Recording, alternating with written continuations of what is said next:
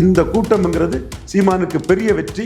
அவர் தனிச்சு போட்டிடுறது கிடைக்கக்கூடிய வெற்றி, அவர் ஒரு உறுதியான கொள்கையில் நிற்கக்கூடிய வெற்றி, எல்லா தேர்தலில் நிற்கக்கூடிய ஒரு வெற்றி.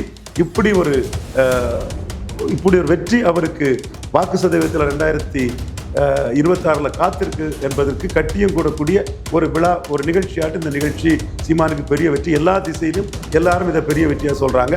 மாநாட்டுக்கு வந்ததை விட இந்த மாநாட்டை உலகம் ஃபுல்லாக பார்த்தவங்க அதிகம், தமிழ்நாடு ஃபுல்லாக பார்த்தவங்க அதிகம், தமிழ்நாடு ஃபுல்லாக இதில் பார்ட்டிசிபேட் பண்ணவங்க அதிகம்.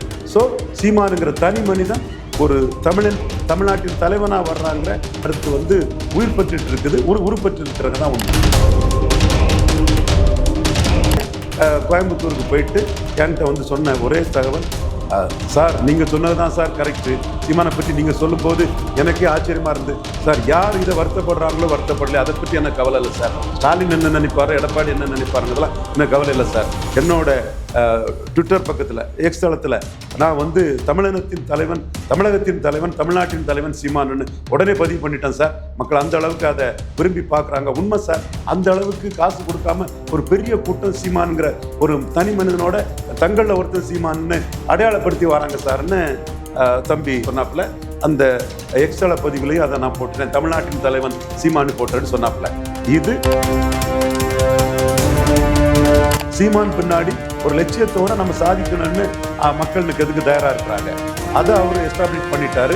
சீமான் கூட்டணி போகணும்னு சொன்னவங்கெல்லாம் வெக்கி தனி குனிஞ்சு தப்பாக பண்ணிட்டோம், தவறாக பண்ணிட்டோம்னு நியாயமாக சொன்னவங்களாம் நினைக்கணும். பொறாமையிலும் வைத்திருச்சல்லையும் சீமான் தனிச்சு நின்னாருன்னா ஜம்ப் பண்ணிடுவாருன்னு நினைக்கக்கூடிய பிரமணி சகோதரர்கள், எல்லாரையும் சொல்லலை, ஒரு சில பிரமணி சகோதரர்கள் பாவம், அவங்களுக்கு ஆழ்ந்த அனுதாபங்கள். சீமான் தனிச்சு நிற்க தான் போறாரு, ஜம்ப் பண்ண தான் போறாரு. நீங்க பாஜக கூட்டணி போயிட்டாரு, அங்கே போயிட்டாரு, இங்கே போயிட்டாருன்னு சொல்லி பேசி சீமானுக்கு பப்ளிசிட்டி கொடுத்து மேலும் சீமானை வளர்த்து விடத்தான் போறீங்க. மற்றும் அந்த கூட்டம் அப்படியே சீமான் கருத்தை ஏற்றுக்கிட்டு நின்னது, தனிச்சு போட்டியிடுவேன்னு சீமான் சொன்னது அவ்வளவு கூட்டமா ஆட்பற்றி கை தட்டாங்க. அப்ப அந்த கூட்டத்தின் எண்ணத்தை தான் சீமான் பிரதிபலிக்கிறாரு. ஸோ அந்த கூட்டம், நாம் தமிழருக்கு ஓட்டு போடக்கூடியவங்க, கேடர்ஸ் எல்லாருமே தனிச்சு நிற்கணுங்கிறதுல உறுதியா இருக்கிறாங்க. சீமானும் அந்த கேடர்ஸை ஒரு கேடர் 25 கேடருக்கு சமம்னு கணக்கு போடுறாரு. அந்த அளவுக்கு வீரியமான உருத்தான கொள்கை பிடிப்புள்ள கேடர்ஸ், பதர்கள் அல்ல, யாருமே பதர் அல்ல, கிளியரை கட்டா வீரியமான விதைகள். அதை தான் சீமான் சொல்றாரு. ஸோ இவர்களை வச்சு 1% 8% வந்தவர் ஏன் ஆட்சி அதிகாரத்துக்கு வர முடியாதுன்னு சீமானுக்கு கேள்வி. அது மக்களவையிலே 8 வந்தவர் உறுதியா சட்டமன்ற தேர்தலில்.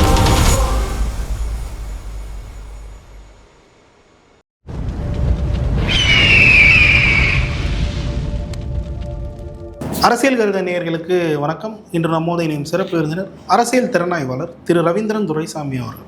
வணக்கம் சார். எப்படி இருக்கீங்க சார்? நல்லா இருக்கு தம்பி. சார், நேற்றைய தினம் சீமான் அவர்கள் நடத்திய தமிழர் இன எழுச்சி பொதுக்கூட்டம் மிகப்பெரிய வரலாற்று சாதனை பதித்துள்ளது. குறிப்பாக இப்போ வரைக்குமே ட்ரெண்டிங்கில் நம்பர் 1 போயிட்டுருக்கு. இதில் சீமான் அவர்கள் 234 தொகுதிகளும் தனித்து தான் போட்டியிடுவேன்னு சொல்லிட்டு திட்டவட்டமாக அறிவிச்சிருக்காரு. இது எப்படி சார் பார்க்குறீங்க? என் அன்பிற்கும் பாசத்திற்கும் உரிய அரசியல் விமர்சன சகோதரர்கள், உங்களை எல்லாத்தையும் நான் நேசிக்கிறேன். எல்லாரும் என்ன சொன்னீங்க? உங்கள் சகோதரன் ரவீந்திரன் துரைசாமி என்ன சொன்னான்? 234 சீமான் தனிச்சு நிற்பாருங்கிற கருத்தை நான் தெளிவாக சொன்னேன். ஏன்னா எனக்கு சீமானுக்கு எண்ண ஓட்டம் தெரியும். அவர் நாமே மாற்று, நாம் தமிழரை மாற்றுன்னு சொல்லி வரும்போது கூட அருட்செழியன் மூலமாக சீமானை பல முறை நான் பார்த்துருக்கேன். ராவணன், சீமான், டாக்டர் சிவகுமார், கலைஞர் அவரோட சன் எல்லாருமே இருந்துட்டு பல முறை நான் சகோதரரை பார்த்து பேசியிருக்கிறேன். இன்னும் சொல்லப்போனால் அவர் கட்சி ஆரம்பிக்கணும்னு சொல்லும்போது கூட என்கிட்ட ஒரு கருத்தை கேட்கும்போது இவர் மகாராஜன், அவர் நெல்லை மாவட்டத்தை சேர்ந்த நண்பர் அட்வொகேட் மகாராஜன், ஒரு தொழிலதிபராக கூட இப்போ இருக்கிறாரு. அவர் எல்லாமே வைகுண்டராஜன் அண்ணாச்சி எல்லாருமே இருக்கும்போது நான் சீமான்ட்டு சொன்ன கருத்து 234 போட்டிட்டா தான் ஒரு ஹோப் வரும் மக்களுக்குன்னு சொன்னார். சீமான் நான் சொன்னதை அப்படியே கேட்ச் பண்ணிவிட்டு, எஸ் ஆமாண்ணே 234 போட்டால் தான் ஹோப் வரும், நம்ம நோக்கமே தமிழ் மண்ணில் மீண்டும் ஒரு தமிழர் ஆட்சியை நிறுவனம், அந்த உறுதியோடு தான் நான் வரேன். மற்றவங்கள மாதிரி நான் இடையில கூட்டணி அதெல்லாம் போக மாட்டேன். கடைசி வரை உறுதியாக அனுப்பேன். வெற்றியோ தோல்வியோ நான் உறுதியாக அனுப்பேங்கிறத நாமே மாற்று, நாம் தமிழரை மாற்றுன்னு அவர் களத்துக்குள்ளே வரும்போது நான் அட்வொகேட் மகாராஜன் ஒரு கலைஞர் கைது செய்யும் போகும்போது திருக்குறங்குண்டி மலையில் அந்த மறவர் சமூக ஊர் அந்த பகுதியிலேருந்து சீமான் அரெஸ்ட் பண்ணாமல் கொஞ்ச நாள் அப்புறம் அவங்க அம்மா ஏன் ஒளிஞ்சிருக்கேன்னு சொன்னதும் அவர் சரண்டர் வெளியே நீதிமன்றத்தில் சரணடைஞ்சார் சீமான். ஸோ இவர் மகாராஜன் எல்லாரும் நாங்கள் பேசும்போது டே ஒன்னே சீமான் வந்து தெளிவாக கடைசி வரை வெற்றியோ தோல்வியோ தனிச்சே நிற்கிறதுங்கிற முடிவில் வந்தார். இது எனக்கு தெளிவாக தெரியுங்கிறதுனாலையும் சீமானுக்கு எண்ண ஓட்டம் மிக துல்லியமாக எனக்கு தெரியுங்கிறதுனாலையும் நான் தெளிவாக சொன்னேன் சீமான் தனிச்சு தான் நிற்பாருன்னு சொன்னேன். அதுவும் மட்டும் இல்லை, இப்போ 8% மக்களவையிலே வந்த பிறகு 4வது வந்த ஒருத்தர் இந்தியாவிலே வரல. இது மோடி பெரிய சாதனையாக பார்க்குறாரு. அதுதான் பிஎம்ஓவில் என் கருத்தை எடுத்துக்கிறாங்க. மோடி சீமான் 8 பார்லிமெண்ட்லேயே வந்துட்டாருன்னா அசம்பிளியில் 16க்கு மேலே வருவாருன்னு தாமோதரதாஸ் நரேந்திர மோடியை நம்புறாரு. 100% இது எனக்கு உறுதியாக தெரிஞ்ச ஒரு விஷயம். அதே மாதிரி சோனியா காந்தி அம்மையாரும் இதை பெரிய ஆச்சரியத்தோடு பார்க்குறாப்புல. சீமானும் அதைத்தான் மேடையில் பேசினார். பார்லிமெண்ட்டில் எனக்கு ரெலவன்ஸே இல்லை, நான் 2 வருவேன்னு சுமன் ஸ்ரீராமன் சொன்னார். 4 தான் சீமான் வருவாருன்னு ஜான் ஆரோக்கியசாமி விஜய்க்கு ஸ்ட்ராட்டஜிஸ்ட்டு விஜய்க்காக ஒர்க் பண்ணிட்டு இருக்கிறவர் அவர் கணிச்சு சொன்னார். அப்போ நான் பார்லிமெண்ட்டிலே 8 வந்த சூழ்நிலையில் அசம்பிளிங்கிறது பெரிய அளவில் வருவாங்கிறது சீமானுக்கு கணிப்பு. அந்த கணிப்பு எல்லாமே கரெக்டுங்கிற அளவுக்கு நேற்று கோயம்புத்தூரில் கூடின பொதுக்கூட்டத்தில் வந்த மக்கள் கூட்டம், அந்த திடல் நிறைஞ்சு வெளியே மக்கள் நின்னது. ஊடகங்கள் பெரிய அளவுக்கு அதை பதிவு பண்ணலை. அவர் வருத்தத்துக்குரிய விஷயம்தான். மற்றும் அந்த கூட்டம் அப்படியே சீமான் கருத்தை ஏற்றுக்கிட்டு நின்னது. தனிச்சு போட்டியிடுவேன்னு சீமான் சொன்னது அவ்வளோ கூட்டமாக ஆர்ப்பரித்து கைத்தட்டுறாங்க. அப்போ அந்த கூட்டத்தின் எண்ணத்தை தான் சீமான் பிரதிபலிக்கிறாரு. ஸோ அந்த கூட்டம் நாம் தமிழருக்கு ஓட்டு போடக்கூடியவங்க கேடர்ஸ் எல்லாருமே தனிச்சு நிற்கணுங்கிறதுல உறுதியாக இருக்கிறாங்க. சீமானும் அந்த கேடர்ஸை ஒரு கேடர் 25 கேடருக்கு சமம்னு கணக்கு போடுறாரு. அந்த அளவுக்கு வீரியமான உறுத்தான கொள்கை பிடிப்புள்ள கேடர்ஸ், பதர்கள் அல்ல, யாருமே பதர் அல்ல, கிளியரை கட்டா வீரியமான விதைகள். அதைத்தான் சீமான் சொல்றாரு. ஸோ இவர்களை வச்சு 1% 8% வந்தவர் ஏன் ஆட்சி அதிகாரத்துக்கு வர முடியாங்கதான் சீமானுக்கு கேள்வி. அது மக்களவையில் 8 வந்தவர் உறுதியாக சட்டமன்ற தேர்தலில் 17 வருவார். உறுதியாக சட்டமன்ற தேர்தலில் 17 வருவார். நான் சொல்றதெல்லாம் சீமானை பற்றி கரெக்டாக இருந்துட்டு இருக்கா? அத்தனை சகோதரர்கள். ஒருத்தர் சொன்னார் 15 சீட்டு 500 கோடினார் ஒருத்தர். அவர் சொன்னது சகோதரர் சொன்னது தவறாயிட்டா? சீமான் கூட்டணி தான் பொய்யாகணும்னு சொன்னார், தவறாயிட்டா? எல்லாரும் சொன்னதும் தவறாயிட்டு. நாம் தெளிவாக சொன்னோம் சீமான் ஏபிசிடியில் நிற்பாருன்னு சொன்னோம். அது அவங்க ஐடி விங்கும் அதை போட்டிருந்தாங்க, ஏபிசிடி எதிர்ப்புங்கிறத. நாம் தமிழர் அவங்களும் போட்டிருந்தாங்க. நாம் ஏடிஎம்கே, பிஜேபி, காங்கிரஸ், டிஎம்கே 4 வரையும் எடுத்து தான் சீமான் நிற்பாருன்னு சொன்னோமா? அது அப்படி தான் வருது. இது சீமான பெரிய ஹீரோவாக மக்கள் நினைக்கிறான். வரலாற்றிலே சீமான பெரிய ஹீரோவாக மக்கள் நினைக்கிறான். இந்த இடம் தான் சீமான் மக்கள் மத்தியில் மிகப்பெரிய தலைவராக உயர்றாரு. இவர் நம்ம ஆதன் மாதேஷ், நம்ம தம்பி, ரொம்ப இன்னைக்கு வெப் டிவியில் ஆங்கர் மாதிரிப்பட்டதில் எக்ஸ்ட்ராடினரியாக நிற்கக்கூடிய தம்பி, வெரி பாப்புலர். தமிழகம் முழுதாக மக்கள் மத்தியில் ரொம்ப தெரிஞ்ச ஒரு சின்ன வயசுலே மிகப்பெரிய அளவு பாப்புலரான ஒரு தம்பி. கிரவுண்டில் இருந்து சில விஷயங்களில் வந்தவன், பெரிய கற்றறிந்த பெரிய நாலேஜ்னாலும் கூட அனுபவ கள அரசியல் நாலேஜி உள்ள ஒரு தம்பி. அவன் கோயம்புத்தூருக்கு போயிட்டு என்கிட்ட சொன்ன ஒரே தகவல், சார் நீங்கள் சொன்னது தான் சார் கரெக்டு. சீமானை பற்றி நீங்கள் சொல்லும்போது எனக்கே ஆச்சரியமாக இருந்து, சார் யார் இதை வருத்தப்படுறாங்களோ வருத்தப்படலையே அதை பற்றி எனக்கு கவலை இல்லை சார். ஸ்டாலின் என்ன நினைப்பாரோ, எடப்பாடி என்ன நினைப்பாருங்க, அதெல்லாம் எனக்கு கவலை இல்லை சார். என்னோட ட்விட்டர் பக்கத்தில், எக்ஸ் தளத்தில் நான் தமிழகத்தின் தலைவன், தமிழ்நாட்டின் தலைவன் சீமானுன்னு உடனே பதிவு பண்ணிட்டேன் சார். மக்கள் அந்த அளவுக்கு அதை விரும்பி பார்க்குறாங்க. உண்மை சார், அந்த அளவுக்கு காசு கொடுக்காம ஒரு பெரிய கூட்டம் சீமானுங்கிற ஒரு தனி மனிதனோட தங்களில் ஒருத்தன் சீமான்னு அடையாளப்படுத்தி வராங்க சார்ன்னு தம்பி ஆதன் மாதேஷ் சொன்னாப்புல. அந்த எக்ஸ்தள பதிவுலையும் அதை நான் போட்டுட்டேன், தமிழ்நாட்டின் தலைவன் சீமானு போட்டேன்னு சொன்னாப்புல. இது நான் ஏற்கனவே இப்படித்தான் இருக்கும்னு ஆதன் மாதேஷ்கிட்ட சொன்ன போது தம்பிக்கு அதில் நம்பிக்கை இல்லாமல் இருந்த சூழ்நிலையில் அண்ணன் சொன்னது கரெக்டாகிட்டதும் அவன் பெருந்தன்மையாக நீங்கள் முதல்ல கணிச்சு சொன்னீங்கன்னு என்கிட்ட சொன்னான். எத்தனை அரசியல் விமர்சகர்கள், பாண்டேக்கள், ஜேவிசி ஸ்ரீராம் போன்றவர்களுக்கெல்லாம் அந்த ஆதன் மாதேஸ்வர் கூட பெருந்தன்மை இருக்குன்னு நம்ம எதிர்பார்க்க முடியாது. அவங்க இருந்தால் பாராட்டலாம். ஆதன் மாதேசுக்குள்ள பெருந்தன்மை, நாங்கள் சொன்னது தப்பாயிட்டு ரவீந்திர துரைசாமி கரெக்டுன்னு சொல்லுவாங்கன்னா அது அவங்க பெருந்தன்மை, அது நம்ம எதிர்பார்க்க முடியாது. என்றாலும் ஆதன் மாதேஷ் அந்த பெருந்தன்மையாக அதை சொன்னான்னா யதார்த்த நிலமும் கள நிலமும் இதுதான். இன்னொரு தினப்பத்திரிகையில் உள்ள ஒரு ரிப்போர்ட்டரு, சார் மைதானத்தை தாண்டி வெளியே கூட்டம் இருக்குது சார், தரையில் விருந்து மக்கள் பார்க்குறாங்க சார், அந்த மாதிரி விஷயம்லாம் சொன்னாங்க. இது நான் எதிர்பார்த்தது தான். கன்சிஸ்டன்ட் ஸ்டாண்டுக்கு தான் இது கிடச்சிருக்குது. தெளிவாக சீமான் நிற்கிறாரு. அதில் வானதி சீனிவாசன் வெற்றி பெற்ற ஓட்டை பற்றி சொன்னார் பார்த்தீங்களா? உன் அரசியலை அவன் தீர்மானிப்பான்னு சொன்னார். சரி தப்பு உங்களுக்கெல்லாம் போகலை. மீண்டும் நான் சொல்கிறேன், என் கொள்கை வேற, சீமான் கொள்கை வேற. அதுக்காக சீமானை பற்றி கில்லிங் இன் சைலன்ஸ் மற்றவன் பண்ணும்போது சீமானுக்குப்பட்ட மெரிட்டை நான் பேசுகிறத எவரும் தடுத்துட முடியாது. பட் என் கொள்கை வேற, சீமான் கொள்கை வேற தான். அதுவும் நான் வெளிப்படையாக தான் அதை சொல்லி தான் நான் பேசுகிறேன். அந்த அந்த இஷ்யூங்கிறது வானதி சீனிவாசனின் முடிவை கமலஹாசனை மீறி முடிவு பண்ணது பிறமொழியாளர்கள், வட இந்தியர்கள்னு சீமான் சொல்கிறாரு. கொங்கு மண்டலத்தில் அவங்க ஆதிக்கம் வருதுன்னு சொல்கிறாரு. ஸோ இந்த இடத்துக்குள்ள சீமானுக்கு அரசியல் அங்கே ஜெயிக்குது. இந்த அரசியலை மையமாக வச்சு அவர் பாஜக, காங்கிரஸ் 2 தேசிய கட்சிகளை அடிக்கிறார். தேசிய கட்சிகளின் ஒட்டுண்ணிகள், தொங்கு சதைகள் திராவிட கட்சிகளான திமுகவும் அண்ணா திமுகவும் அடிக்கிறார். ஸோ 4 பேரையும் ஒருத்தன் தைரியமாக நின்று எதுக்குறான்னா அவன் தான் சுத்த வீரன்னு மக்கள் நினைக்கிறாங்க. அதில் சீமான் வந்து தமிழ் தேசியம், தமிழர் மையல், தமிழர் அடையாளம், தமிழர் வளர்ச்சின்னு மகன் தமிழீழத்தை எப்படி ஒரு பெரிய நாடாட்டு கனவு கண்டாரோ அதே மாதிரி ஒரு இந்தியாவில் உள்ள ஒரு மாநிலமான தமிழகத்தை ஒரு சிறந்த மாநிலமாக கொண்டு வர நான் கனவு காண்றேன்னு எனக்கு திட்டங்கள் இருக்குது, எனக்கு லட்சியங்கள் இருக்குது, நோக்கம் இருக்குது. நான் ஒரு வியாபார அரசியலுக்கு வந்தவன் இல்லை, கொள்கை அரசியலுக்கு வந்தவன். தோல்வி நிலையென நினைத்தால் அந்த ஆபாவான் படத்தில் உள்ள பாட்டு, இவர் அருண் பாண்டியன் எல்லாம் பாடக்கூடிய அருண் பாண்டியன், இவர் பல சிறிய ஜெய்சங்கர், இவங்க மாதிரிப்பட்ட சிறிய மெயின் ஹீரோ இல்லாமல் சப்போர்ட்டிங் கேரக்டர் தான் பாடக்கூடிய பாட்டு.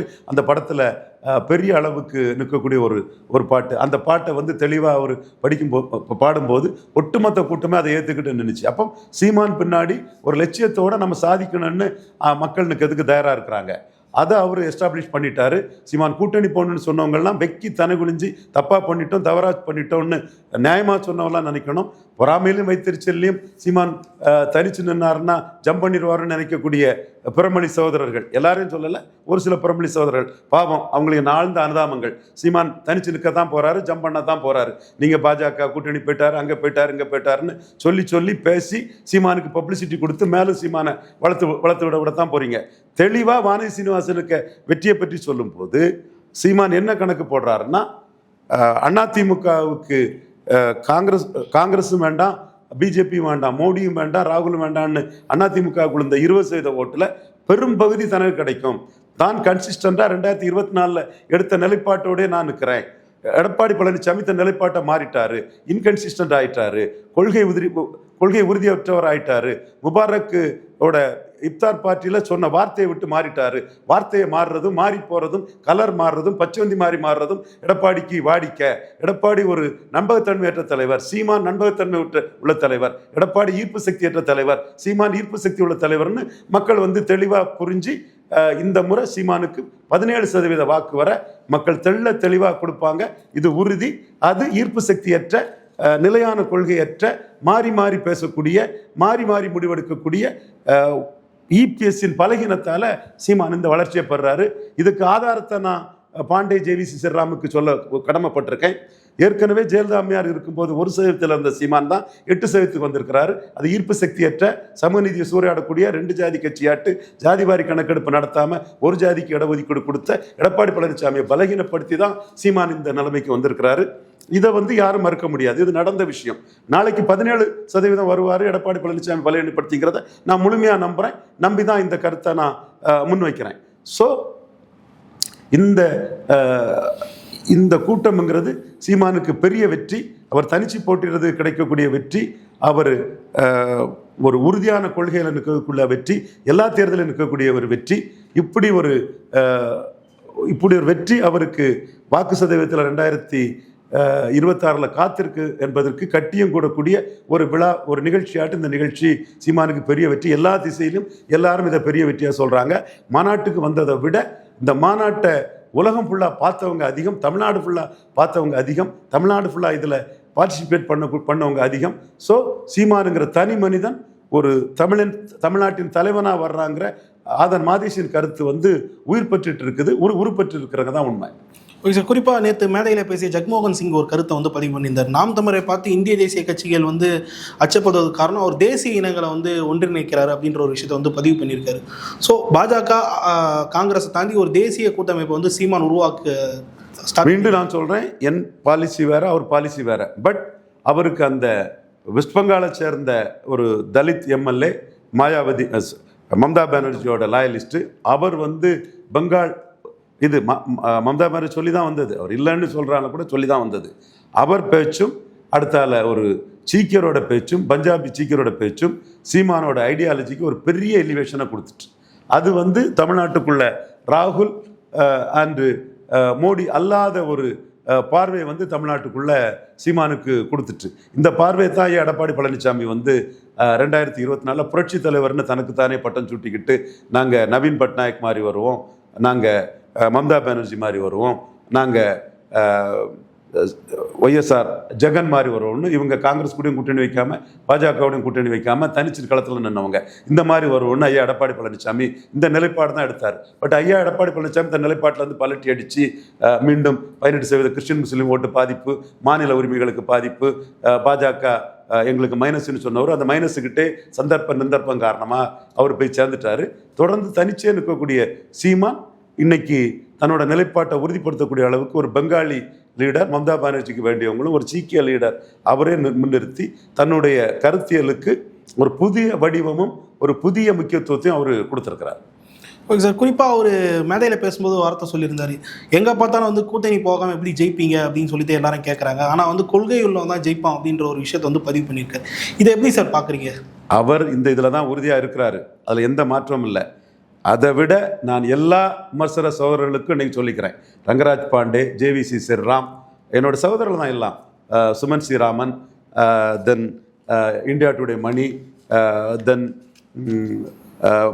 இவர் பிரகாஷ், இவர் சூர்யா தம்பி, சூர்யா திருச்சி பாஜகவில் இருந்தார்ல தம்பி, அந்த தம்பி எல்லாத்துக்கும் நான் தெளிவாக சொல்லிக்கிறேன், விஜயகாந்த் கருப்பு எம்ஜிஆர் லேடி எம்ஜிஆர் கூட கூட்டணி போகும்போது விஜயகாந்த் தன்னை கருப்பு எம்ஜிஆர்னு சொல்லி வாக்கெடுத்தார். மதுரை மேற்கில் அதிமுக வாக்கை தான் அவர் எடுத்தார். 10% அவர் வாக்கெடுக்கும் போது ஜெயலலிதா அம்மையார் 37% குறைஞ்சி போயிட்டாங்க. அவர் எடுக்கிற வாக்கை கருப்பு எம்ஜிஆர்னு சொல்லி தான் அந்த வாக்கு எடுத்தார். அப்போ 37% வாக்கில் இருந்த ஜெயலலிதாவும் 10% வாக்கில் இருந்த விஜயகாந்தும் சேரும்போது அவங்க 50% வாக்கெடுத்து வெற்றி பெற்றாங்க. ஜெயலலிதாவுக்கு ஓட் டிரான்ஸ்ஃபரிங் கெப்பாசிட்டி இருந்து தன் வாக்காளர் மீது ஒரு கண்ட்ரோல் இருந்தது. ஆனால் இன்னைக்கு எடப்பாடி பழனிசாமி 40% இருந்த ஜெயலலிதாவின் வாக்கை 7% வந்து திராவிட இயக்கம் ஸ்டாலின் இழந்து கலைஞருக்குள்ள எதிர்ப்பு ஸ்டாலினுக்கு இல்லை. Evidence Rangaraj Pandey, evidence JVC Sriram சகோதரரே, எவிடன்ஸு இந்தியா டுடே மணி, என் சகோதரர்கள் தான். நான் பேரை ஏன் சொல்கிறேன்னா, நான் சொல்லக்கூடிய கருத்தையும் அவங்க சொல்லக்கூடிய கருத்தையும் மக்கள் திராசு தட்டில் சீர்தூக்கி பார்க்கட்டு, எவன் ஆதாரத்தோடு சொல்கிறான், எவன் உண்மையை சொல்கிறான், எவன் நாணயமும் நேர்மையமாட்டு உண்மையை சொல்கிறாங்கிறத சீர்தூக்கி பார்க்கட்டுங்கிறதுக்காக தான் நான் சொல்கிறேன். திராவிட இயக்கம்னு 7% வாக்கு ஸ்டாலினுக்கு போயிட்டு, இந்துத்துவாவில் 7% வாக்கு அண்ணாமலை எடுத்துட்டார்.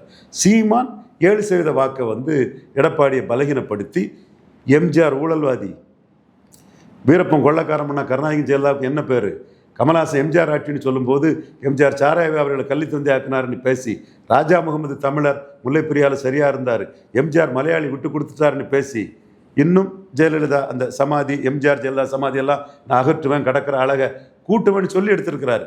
அப்போ சீமான் எடுத்த வாக்கு கன்னடரான ஜெயலலிதாவை, மலையாளியான எம்ஜிஆரை தமிழக அடையாளமாக காட்டாமல் அவங்க தமிழினத்துக்கு செய்த துரோகங்களும் ஜெயலலிதா செய்த ஊழல்களையும், குறிப்பாக வீரப்பனை டிஃபெண்ட் பண்ணதுக்கு டாக்டர் ஐயாவே ஒதுங்கின சூழ்நிலை, வீரப்பன் கொள்ளக்காரம்னா கருணாநிதிக்கும் ஜெயலலிதாவுக்கு என்ன பேருன்னு சொல்லி இந்த எம்ஜிஆர் அதிமுக இந்த பண்ண பாடாசான பழசான பழசான விஷயங்களெல்லாம் அடித்து துரத்திக்கு போட்டுட்டு புதிய சக்தியாட்டு புதிய வாக்காட்டு எடுக்கிறாரு.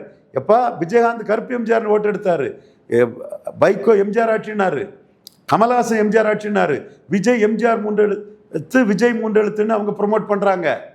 அங்கே அருந்ததியர் மக்கள்லாம் எம்ஜிஆருக்கு பிறகு விஜய்ன்னு வைக்கிறதாட்டு தகவல்கள் வருது. அதாவது ரெட்டலைக்கு ஓட்டு போட்ட அருந்ததியர் மக்கள் எல்லாம் எம்ஜிஆருக்கு பிறகு விஜய்ன்னு அந்த கிராமங்களில் வச்சு எம்ஜிஆர் பேரை சொல்லி வரதாட்டு தகவல்கள் வருது.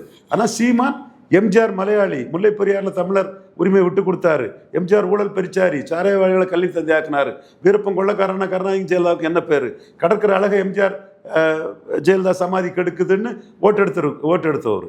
இது எப்படி அதிமுக ஓட்டோட பொருந்தம், எப்படி கெமிஸ்ட்ரி ஒர்க் அவுட் ஆகும்? ஆகாது. அப்போ இந்த கட்சி திமுக அதிமுக போட்டி இதெல்லாம் அடித்து தகர்த்து தமிழன் தான் சீமான் எழும்பி வர முடியும். இந்த பழைய பஞ்சாங்கங்களை அடித்து தகர்த்து குப்பை கூட மாதிரி ஒதுக்கி தள்ளி பெருக்கி தூர தள்ளி தான் சீமான் எழும்ப முடியும். அதை சீமான் புரிஞ்சிட்டு இருக்கிறாரு, அதை உணர்ந்துட்டு வராரு. நீ பிரிசனரா பாஸ்ட் ஆட்டு, கடந்த காலத்தின் கைதியாட்டு, இன்னும் அப்டுடேட் ஆகாம சீமான் என்ன பண்ணு தெரியாம நீ பேசிட்டு இருந்தேன்னா நீ அறியாமல் இருக்கன்னு அர்த்தம். நான் அப்டுடேட்டா இருக்கேன்னு அர்த்தம். சீமான் தனிச்சு தான் நிற்பாருன்னு சொன்னேன். அது நிற்கிறாரு இன்னைக்கு ஏபிசிடி எதிர்ப்புன்னு நிற்கிறாரு. இன்னொரு பாயிண்ட், சீமான் தனிச்சுங்கிறதுல உறுதியாக நிற்கிறார். அதனால் இந்த கொஸ்டின் எழாது என்றாலும் நான் சொல்றேன், எடப்பாடிக்கு ஓட் டிரான்ஸ்ஃபரிங் கெப்பாசிட்டி இருக்கா, சீட் கன்வெர்ட்டிங் கெப்பாசிட்டி இருக்கா? மோடி எடப்பாடிக்கு vote transferring capacity, seat converting capacity இல்லைங்கிறனால தானே சிவி சண்முகத்தையோ தம்பித்துறையோ டெலிகேஷனுக்கு தலைவராக போடாமல் திமுகவில் ஸ்டாலினுக்கு அடுத்தபடியாக முன்னணி தலைவராக இருக்கக்கூடிய டெல்லி முகமாக இருக்கக்கூடிய கனிமொழியை அந்த இடத்துக்கு போட்டிருக்காங்க. அப்போவே பிரதமர் மோடியே எடப்பாடி வச்சு சீட்டு கன்வெர்ட் ஆகாது, எடப்பாடி பெரிய முக்கியத்துவம் இல்லைன்னு கூட்டணிக்கு வந்த மோடியே முடிச்சு வச்சுட்டு போயிட்டாரா? ஒன்று. டாக்டர் ராமதாஸ் எடப்பாடிக்கு ஓட் டிரான்ஸ்ஃபரிங் கெப்பாசிட்டி இல்லைன்னு நினைக்கிறாரு. தெளிவாக அதையே பார்த்துட்டாரு. கண்ணெதிரே விக்ரவாண்டியில் 23% ரெட்டையில ஓட்டு உதயசூரியனுக்கு போயிட்டு. எவிடன்சியா அப் டு டேட் ஆகி எவிடன்ஸோட பேசுங்க சகோதரர்களே. அதை தானே ராமதாஸ் இன்னைக்கு பேசிட்டு இருக்காரு. தெளிவா புரியுதுல்ல உங்களுக்கு? தனிச்சு நின்று 4 ஜெயித்தேன், கூட்டணி 5 தானு சொன்னா இதுதானே அர்த்தம். JVC Sriram, Rangaraj Pandey, Dinamani Vaidyanathan, India Today Mani சகோதரர்கள் தான். தினமணி வைத்தியநாதன் தவிர மீது எல்லாம் மதிப்புக்குரிய சகோதரர்கள் தான். ஸோ தெளிவா Ramadoss Edappadi vote transferring capacity இல்லைன்னு அவர் முடிவு பண்ணிட்டாரு. பிரேமலதா அம்மையார் அனுபவத்தில் உணர்ந்தவங்க. அப்போ சீமானும் அவர் தனிச்சுங்கிறதுலே போறாரு. இந்த கொஸ்டினே சீமான் விஷயத்தில் எழாது. என்றாலும் ஒரு சிலர் பொய்யா ஒரு நயவஞ்சகமா ஒரு உள்நோக்கத்தோடு சீமான் நலனை பற்றி கவலைப்படாம தங்கள் சுய விருப்புக்காக பேசுறதுனால இதை தெளிவாக சொல்றேன். 36% வாக்கு அதிமுக ரெட்டையில விக்கிரவாண்டியில் விழுந்தது. 10.5 கொடுத்தாருங்கிறது பல அம்சங்கள்ல விக்கிரவாண்டியில் விடுதலை சிறுத்தைகள் எதிர்ப்பு பல அம்சங்களில் விழுந்திருக்கலாம். நல்ல ஓட்டு. திருநெல்வேலியிலலாம் 8-6ன்னு போகும்போது இங்கே 36ங்கிறது நல்ல ஓட்டு. எடப்பாடி களத்துக்குள்ளே வரல, அது வீக்னஸ் தான், அது வேற விஷயம். வராத போது அந்த ஓட்டு பாமகக்கு அப்படியே விழும். அதனால தான் அதிமுக நிற்கல. மீண்டும் அதிமுக பாமக கூட்டணிக்காக அப்படி விட்டு கொடுக்குறாங்கன்னா எடப்பாடிக்கு பலகீனத்தை மறைச்சி ஊடகத்தில் பலரும் பேசினாங்க. ஏன்னா அவங்களுக்கு திராவிட இயக்கத்தை காப்பாற்றணும், எடப்பாடியை காப்பாற்றணுங்கிற ஒரு அக்கறையும் அவங்களுக்கு இருக்குது. எல்லாரோட உள்நோக்கம் நமக்கு தெரியும். பட்டு உங்களுக்கு ஒரு நோக்கம் இருக்கு, இல்லை தப்பு இல்லை. தரவுகள் இருக்கா, டேட்டா இருக்கா, உண்மை இருக்கா, அதை பேசணும். நிச்சயமா அதை நீங்கள் பேசாததான் தவறுன்னு நான் சொல்ல வர்றேன். அப்போது நீங்கள் எதை சொன்னீங்க? சீமானே சபாநாயகர் அப்பாவுக்கு சர்வாதிகாரத்துக்கு எதிராக அதிமுக நடத்தின போராட்டத்துக்கு நண்பர் ராவணனையும் தம்பி இடும்பாவனம் கார்த்திகையும் அனுப்பி வச்சார். ஜெயலலிதாவுக்கு இலை மலர்ந்தால் ஈழமலர்னு அந்த 2009 காங்கிரஸ் திமுகவுக்கு எதிராக பண்ண பிரச்சாரத்தெல்லாம் முன்னெடுத்தார். விஜயகாந்துக்கு பிரச்சாரம் பண்ணதை கூட அவர் பேசினார். என்ன ஆச்சு கடைசியில்?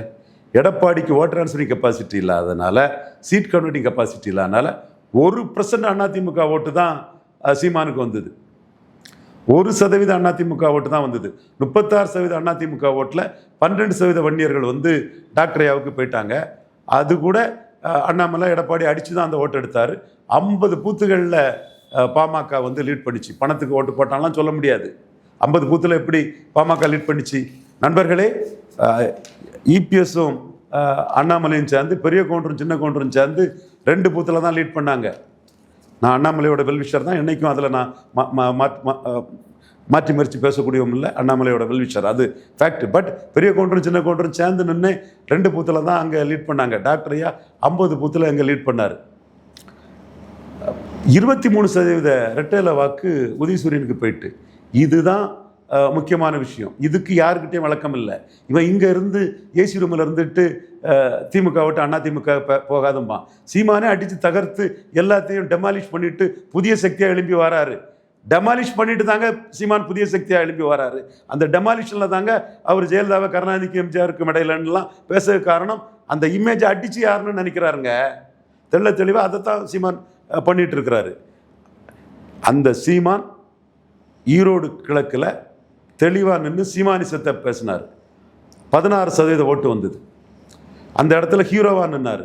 விஜய் ஒரு ஆளே இல்லைன்னு, பொருட்டா இல்லைன்னு அடித்து தூக்குனார். அந்த இடத்துக்குள்ள அதிமுக ஊழலை பற்றி பேசினார். அந்த இடத்துக்குள்ள தூத்துக்குடி துப்பாக்கிச்சூடை பற்றி பேசினார். கொடநாடு கொலையை பற்றி பேசினார். பெரியார் எதிர்ப்பில் பெரியார் மண்ணில் பெரியாரே மண்ணில் ஹீரோவாக நின்னார். 16% வாக்கெடுத்தார். இந்த இடம் தான் சீமான் உயர்ந்து நிற்கக்கூடிய இடம். இதோட விளைவு தான் கோயம்புத்தூரில் கூடின ஸ்பான்டேனியஸாக கூட மிகப்பெரிய கூட்டம். அதன் விளைவு தான் 17% வாக்குக்கு மேலே சீமான் எடுக்க போகிறதோட தாக்கம். நிச்சயமாக 17% வாக்கு சீமான் எடுப்பார். எடுக்க போகிறது காரணம் எல்லா தேர்தலில் நின்னது, 234 கேண்டிடேட் போடுறது, எல்லா தேர்தலில் நின்று ஹீரோவாக நின்னதுனால தான் கோயம்புத்தூரில் இவ்வளோ பெரிய கூட்டம் கூடிச்சு. அது ஈரோடு கிழக்கு தான் சீமானை தூக்கி விட்டது.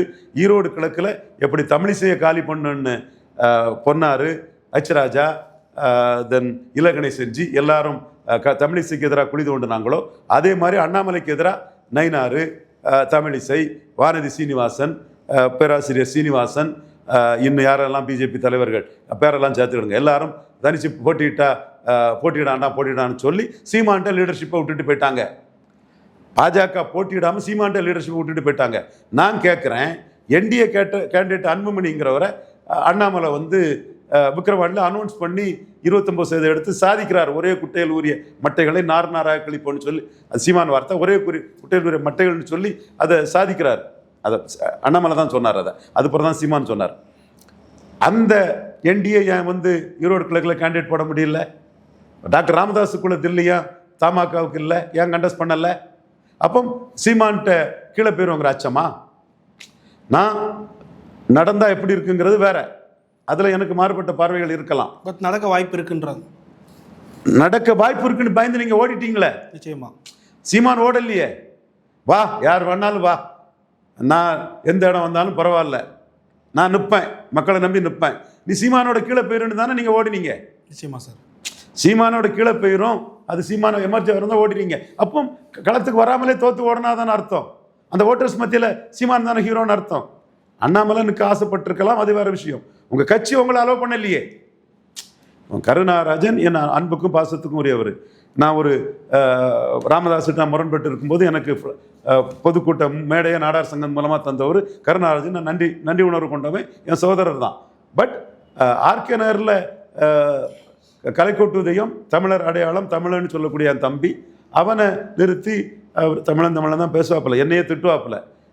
மற்ற எங்கள் அண்ணன் ரவீந்திரன் துரைசாமி தமிழ் ஜாதி ஒற்றுமைக்கு எதிராக இருக்கிறான், அது இதுன்னு டாக்டர் ராமதாஸ் மேலே உள்ள கோபத்தில் தமிழ் ஜாதி ஒற்றுமைக்கு எதிராக இருக்கான்லாம் என்ன திட்டக்கூடியவன் தான் என் தம்பி கலைக்கோட்டு உதயம். ஏன்னா அவன் அந்த தமிழ் இதில் உறுதியானவன். அவனை கேண்டிடேட்டாக போட்டு தமிழ் தேசியம் அங்கே சாதிச்சிட்ட. அப்போ நீங்கள் களத்துக்குள்ளே வராமல் தமிழ் தேசியத்துக்கிட்ட இந்துத்துவா ஈரோடு கிழக்கில் தோற்று போயிட்ட. இந்த இடம் தான் சீமான் ஹீரோவாக எழும்புற இடம். இது கருத்து பார்வையற்றவர்களுக்கு புரியல. ரங்கராஜ் பாண்டேக்கும் ஜேவிசி ஸ்ரீராமுக்கு இது புரியல. I can enlighten them, I have the capacity to enlighten them. இந்த இடம் தான் நீங்கள் நவக்கிரகங்களாட்டு ஒருத்தனை லீடராக வளர விடாமல் அவனை காலி பண்ண பார்க்குறீங்க. அப்போ ஒற்றை தலைமையாக ஒருத்தன் லீடராக எழுப்பி வரான் திராவிடத்துக்கு எதிராக. நீங்கள் தமிழிசையை ஒரு தமிழிசை தலைவராக இருக்கிறாருன்னு வைத்தறிச்சல்ல இலகணேசன், கச்சிராஜா, என் பொன்னார் உட்பட 2 பிராமணர்கள் மட்டும் சொல்லாண்டா, நாடாரும் சேர்ந்து தான் தமிழிசைக்கு எதிராக இருந்தார். அது நம்ம எல்லாத்தையும் தான் சொல்லணும், ஜாதி அடிப்பில் பேசக்கூடாது. அதே மாதிரி அண்ணாமலை எழும்பி வந்துட்டானேன்னு பலரும் நீங்கள் குடுமி கும்மாளம் அடித்து அனுக்க விடாமல் பண்ணீங்க. அப்போ சீமான் தானே அதில் எழும்புவார்.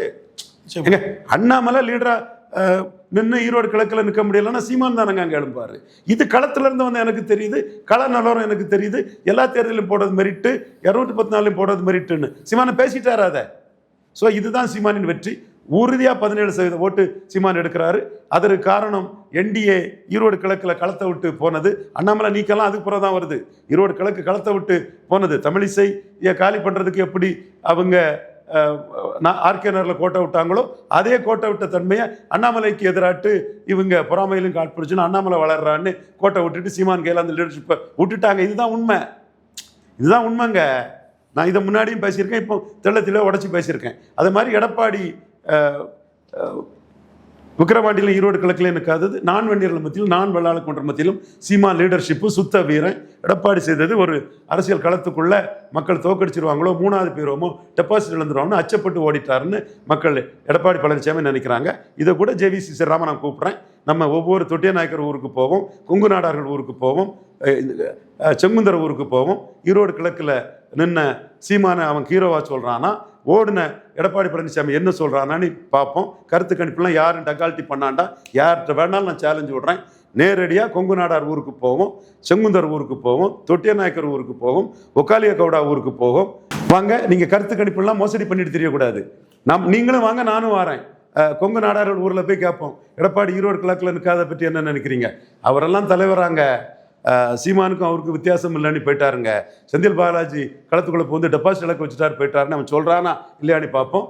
இதே போயர் கிராமத்தில் போவோம், ஒட்டர் கிராமத்தில் போவோம். யார் வேணாலும் வா, நான் வாரேன்.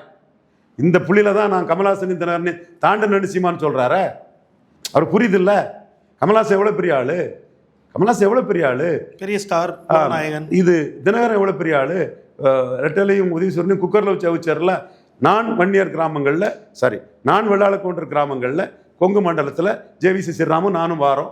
மக்கள்கிட்ட கேட்போம், ஓப்பன் டெலிகாஸ்ட் பண்ணுவோம். சும்மா உண்மையை மறைச்சிக்கிட்டு பொய்மையாட்டி யாரும் பேச முடியாது. இந்த காரணங்கள் தான் சீமானை தூக்கி நிறுத்துது. 17% ஓட்டு தாராளமாக எடுப்பார் சீமான். சார், பல்வேறு கேள்வி தெளிவாக சார். நேரத்துக்கு மிக்க நன்றி.